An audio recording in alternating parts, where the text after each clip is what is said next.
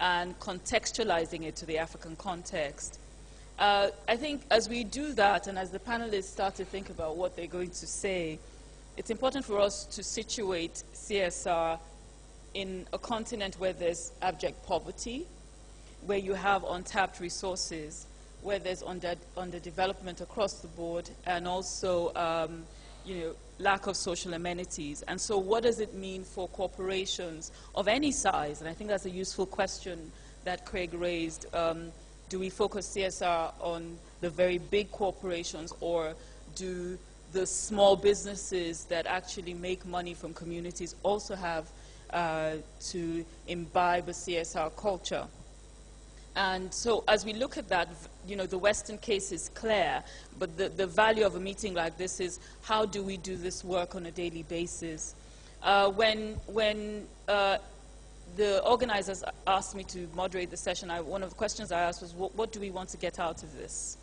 And critically, one of the main things for this smaller CEO roundtable is to get heads of organizations to kind of take an introspective look into their institutions and how they have carved out CSR, and what does it mean, and how do they practice it.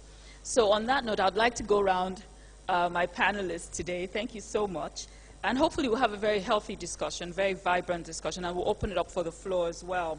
I'd like to start with a very simple question, and I'm happy it was highlighted in the presentation. What do you understand by CSR? And how do you practice it? Locally, or in other countries. You see, this idea that because people are poor means that they should be subject to situations or threats or scenarios that are unacceptable to people who are rich. I think it's one that we have to throw out of the window. I mean, let me make it as simple as this. The fact that a community is poor, does that justify why, in order to create wealth within that community, you should poison all their natural sources of food, for example, such as, water and so on? Does it make sense?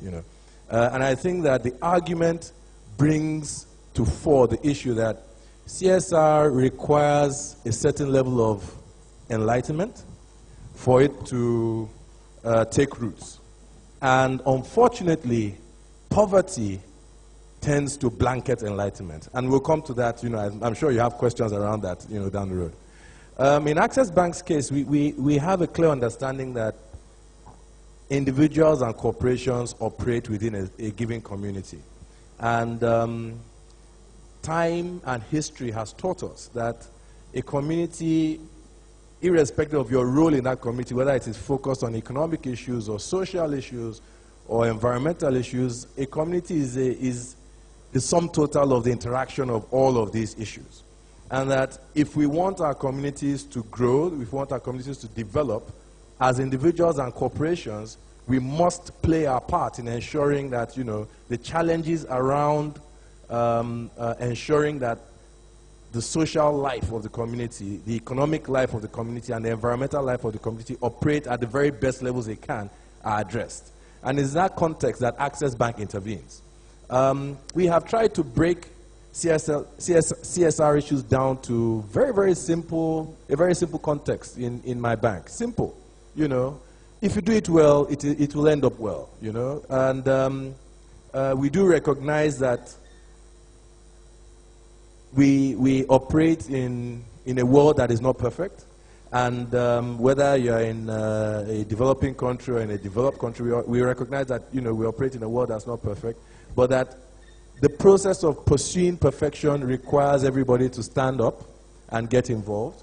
And it is that basic motivation, that led Access Bank to take CSR from a philanthropic and corporate affairs issue to a central business issue.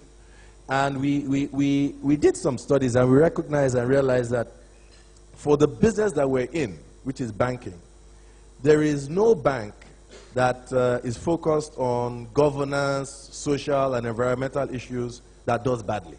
But there are several banks that are not, who get into trouble, and we did several case studies.